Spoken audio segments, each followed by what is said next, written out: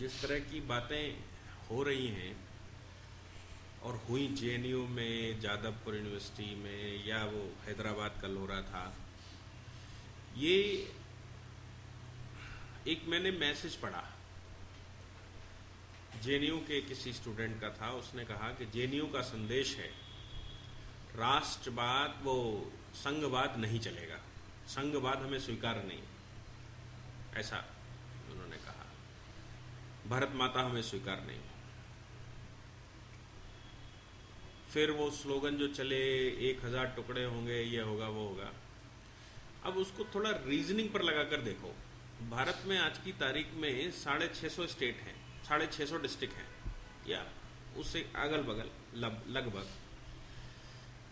और अगर princely states की बात करें पूरे देश में, तो 550 तो प्रिंसली स्टेट थी। ब्रिटिश इंडिया अलग था, उसके भी अंदर इंटरमीडियरीज थे। ब्रिटिश इंडिया में भी इंटरमीडियरीज थे, यानी कि उसमें भी राजा थे। तो ऑन एन एवरेज हम 1000 से 1500 राजाओं की कथा सुन सकते हैं। हर मोहल्ले में आपको आज नवाब मिल जाता है, हर मोहल्ले में राजा साहब मिल जाते हैं। आप किसी भी जिले में चले जाओ, वहां एक राजा साहब होंगे कि राजा साहब के खानदानी है, नवाब साहब के खानदानी है। 1000 से 1500 ऐसे हैं। अगर आप कहते हैं कि राष्ट्रवाद एक नहीं चलेगा, तो इसको तोड़ो और उन नवाबों का भारत में शासन लगवाओ। और 1000 से 1500 नवाब हैं, तो इसका मतलब क्या हो गया कि एक जिले से भी छोटा एक कंट्री बनेगा, एक जिले से भी छोटा एक कंट्री बनेगा। और कंट्री कितना बड़ा बनेगा? अगर हम 1500 को ले लें, 650 डिस्ट्रिक्ट ले लें, तो एक डिस्ट्रिक्ट में 3 कंट्री बनेंगे। आपको एक डिस्ट्रिक्ट से, अपने एक गांव से दूसरे गांव जाने के लिए वीजा लेना पड़ेगा, रिश्तेदारी में बारात ले जाने के लिए वीजा लेना पड़ेगा। मतलब आप सोचो कि आप कैसा देश चाहते हैं। आप ऐसा देश चाहते हैं 1000 टुकड़े करके कि हर डिस्ट्रिक्ट में एक वीजा सिस्टम हो, फॉरेन मिनिस्ट्री हो, उसका वीजा लेकर जाओगे एक जगह से दूसरी जगह में। आप अपने रिश्तेदार के यहां, बहन के यहां जाना चाहते हो तो वीजा लेकर जाना पड़ेगा। और सरकार अगर वहां की मना कर दे तो आप अपनी बहन से नहीं मिल सकते। आप नौकरी करने कहीं जाते हैं, अपनी मां से नहीं मिल सकते क्योंकि वीजा नहीं दे रही सरकार। यह होगा। आज की तारीख में हर गांव में हिंदुस्तान में पार्टी बंदी है। 2 पार्टियां 3 पार्टियां रहती हैं। वो फलानी पार्टी, वो पार्टी से मतलब चुनाव की पार्टी नहीं, लेकिन है उनमें वैमनस्यता, आपस में कुछ टेंशन है।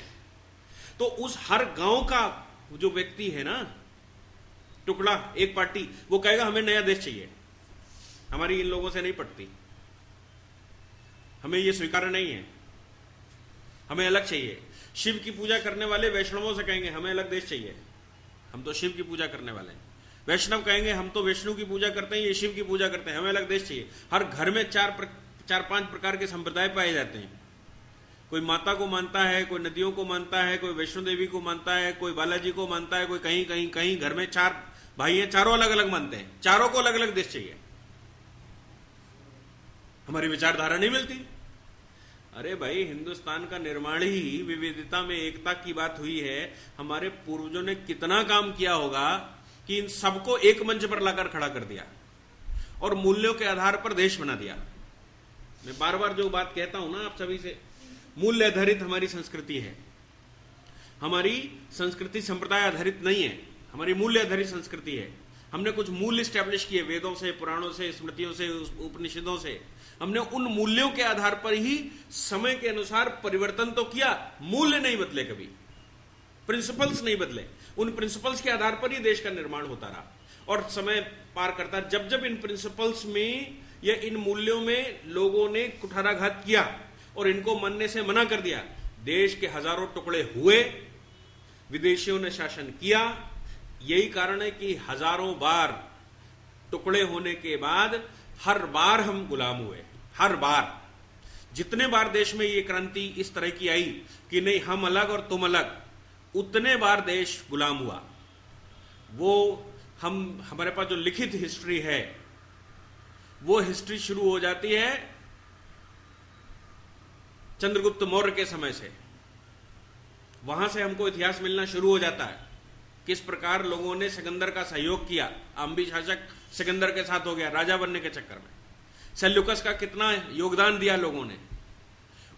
उस प्रक्रिया के बाद हर बार जब जब राष्ट्र में इस तरह की शक्तियां मजबूत हुई और इन्होंने राष्ट्र में अपने स्वार्थ के चक्कर में राष्ट्र को जब जब कहा कि हम इसको स्वीकार नहीं करते, तब तब देश गुलाम हुआ और हर बार हुआ। फिर महापुरुष आए, महापुरुषों ने फिर देश को एक किया और फिर देश में आंदोलन हुए और फिर स्वतंत्रता पाई। तो आपकी स्वतंत्रता बहुत दिन तक इसलिए नहीं चल पाती, क्यों? क्योंकि जैसे ही स्वतंत्रता के 50-60 वर्ष होते हैं, नई पीढ़ी आती है, नई पीढ़ी कहती है हम अलग तुम अलग। पुरानी पीढ़ी से पूछकर देखो जिन्होंने स्वतंत्रता के आंदोलन में भाग लिया था, वहां कौन सोच रहा था कि मैं दलित हूं और मैं ब्राह्मण हूं? वहां कौन सोच रहा था कि मैं हिंदू हूं कि मुसलमान हूं? वहां तो एक राष्ट्र की कल्पना थी, राष्ट्र स्वतंत्र होना चाहिए, राष्ट्र सर्वोपरि है। उस राष्ट्र के आगे लोगों ने नहीं सोचा कि हम किस जाति के हैं, किस धर्म के हैं, कौन सी मान्यता है, कौन सी भाषा बोलते हैं। भाषाएं भिन्न भिन्न थी, नहीं समझते थे, लेकिन मूल्य एक थे। क्या? देश हमारा है, राष्ट्र हमारा है, हमें इसकी सुरक्षा करनी है, हमें इसको एकजुट रखना है। सबके अंदर यह मूल्यवान परंपरा थी। लेकिन जब जब 50-60-100 वर्ष होते हैं आजादी के, वैसे ही ये ड्रामे शुरू हो जाते हैं। चाहे वो अशोक के बाद का पीरियड हो, चाहे वो गुप्त पीरियड के बाद का पीरियड हो, हर बार यही हुआ, हर बार। अब तो आप आधुनिक भारत में हैं, अब तो कम्युनिकेशन के सारे साधन हैं, अब तो भाषाओं को समझने के साधन हैं, अब तो बुद्धिजीवियों का एक जाल बिछा हुआ है, अब तो बहुत सारे सोशल मीडिया पड़ी हुई है। अब तो एक हो जाओ कि अभी हमेशा यही होता रहेगा। यूनिवर्सिटियां हमारे यहां ऐसी चलती रहेंगी जो हमेशा से तोड़फोड़ की राजनीति सिखाती रहेंगी, सिर्फ अपने स्वार्थ के लिए कि मैं एक देश बन जाए तो मैं उसका प्रधानमंत्री हो जाऊंगा, सिर्फ नाम लिखाने के लिए मैं प्रधानमंत्री हो गया। अरे आप सोच के देखो, जिस डिस्ट्रिक्ट के प्रधानमंत्री बनोगे उस डिस्ट्रिक्ट में भी 100 गांव हैं, हर गांव में एक प्रधानमंत्री बनेगा, हर गांव मोहल्लों से बना हुआ, हर मोहल्ले में एक प्रधानमंत्री बनेगा, हर मोहल्ले घरों से बने हुए, हर घर में एक प्रधानमंत्री होगा। ये चाहते हो क्या? ये राष्ट्र के निर्माण की कल्पना है, ये स्वतंत्र विचार है यूनिवर्सिटियों का, जिसको स्वतंत्र विचार के नाम से लोग कह रहे हैं। क्या ये स्वतंत्र विचार है? स्वतंत्र विचार का मतलब होता है आत्महत्या कर ले छत से कूद कर, ये स्वतंत्र विचार है। उस पर भी हमारे कोर्ट ने कहा कि तुमको आत्महत्या करने का भी अधिकार नहीं, बाकी तो छोड़ दो, आपको आत्महत्या का भी अधिकार नहीं। आप राष्ट्र की संपत्ति स्वयं में है, और आप अगर राष्ट्र की संपत्ति है तो राष्ट्र के तोड़ने फोड़ने की बात करेंगे क्या? बुद्धिजीवियों के खून पसीने से ही राष्ट्र बना है। हर बार लोगों ने शहादतें दी हैं, जितने बार देश गुलाम हुआ है उतने बार लोगों ने इस पर शहादत दी है। उन पूर्वजों को भूलकर आप फिर वही बात करने लगते हैं, हर बार वही बात करने लगते हैं। कब तक चलेगा? कुछ समझ नहीं आता इस देश का कि ये तथाकथित बुद्धिजीवी वर्ग कब तक ये समझाएगा हम अलग तुम दूसरे हम दूसरे, कब तक बताएगा? क्या हम सब एक बात नहीं सोच सकते कि हम मानव हैं, मानवता के लिए जिए? क्या हम सब एक बात नहीं सोच सकते कि हमारी कुछ कर्तव्य भी हैं, अधिकारों से ज्यादा कर्तव्य हैं? हमने जन्म लिया तो हम कर्तव्यों के साथ जन्म लिया है। हमारे महर्षियों ने, हमारे पूर्वजों ने अधिकार आधारित भारत को बनाया ही नहीं था। क्यों? क्योंकि ये जितने विभिन्नताएं हैं ना, इसमें अधिकार जितने देंगे उतनी समस्याएं क्रिएट होती है। हमारे पूरे वेदों को, पुराणों को, अरण्यकों को पढ़ लो तो वहां कर्तव्यों की बात कही, अधिकारों की बात ही नहीं करी। हर व्यक्ति का अपना कर्तव्य है। पहले आप क्या? सर्वे भवन्तु सुखिना सर्वे सन्तु निरामया। हम सबकी खुशी मांगते हैं, हम सबका भला मानते हैं। हम पूजा पाठ भी करते हैं तो मालूम बाद में नारे क्या लगाते हैं? विश्व का कल्याण हो, विश्व का कल्याण हो, सबका भला हो। क्या मतलब है इसका?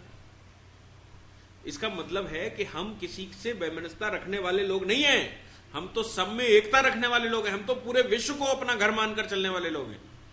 और राष्ट्र को तोड़ने पर लगे, अगर तोड़ लोगे तो कौन एक कैसा एक, आप तो भारत की जो मानवतावादी विचारधारा है उस विचारधारा को ही परे रख दिए। ये तो अंग्रेजी विचारधारा है, ये तो खाड़ी की विचारधारा है, मारो काटो राज्य करो, इसको उससे लड़ाओ। हमारी विचारधारा तो ऐसी नहीं है। हमारे तो पूर्वजों ने अधिकार दिए ही नहीं थे। और किसी ने अधिकार कभी मांगे नहीं। मां ने पिता के प्रति अधिकार था, पिता का पुत्र के प्रति कर्तव्य था, पुत्र का पिता के प्रति कर्तव्य था, मां का बच्चों के प्रति कर्तव्य था, बच्चों की मां के प्रति कर्तव्य था, पड़ोसी का पड़ोसी के प्रति कर्तव्य था। और यहां तक कर्तव्यों में मेरा पेड़ के प्रति, जमीन के प्रति, पृथ्वी के प्रति, आकाश के प्रति, एनवायरमेंट के प्रति, सबके प्रति मेरा कर्तव्य था। अगर मैंने उनका कुछ उपयोग किया है, किसी पहाड़ का, नदी का, पानी का, जल का, किसी का भी, तो हमारा कर्तव्य भी था कि हम उसको स्वच्छ रखें। तो हमने दोहन किया, शोषण कभी नहीं, और हमने सदैव का सदैव कर्तव्यों के आधार पर ही चले। हमने कहा भूखा अगर कोई है तो मेरा कर्तव्य बनता है कि हम उसको भोजन कराएं। हमने कहा साईं इतना दीजिए जिसमें कुटुंब समाए और मैं भी भूखा ना रहूं और साधु भूखा ना जाए। मैं तो पराये व्यक्ति जो दरवाजे पर खड़ा है उसको भूखा ना रहने की मैंने धारणा की है कि मैं उसको भूखा ना भेजूं, कोई व्यक्ति संसार का भूखा ना रहे, यह मेरा कर्तव्य है। यह भारत का निर्माण हुआ। भारत का निर्माण अंग्रेजी पॉलिटिकल साइंस पर नहीं हुआ, भारत का निर्माण अमेरिकन इकोनॉमिक साइंस पर नहीं हुआ, भारत का निर्माण खाड़ी की रिलीजियस साइंस पर नहीं हुआ, भारत का निर्माण प्रिंसिपल्स पर हुआ है, मूल्यों पर हुआ है। तो उन मूल्यों को मानो ना।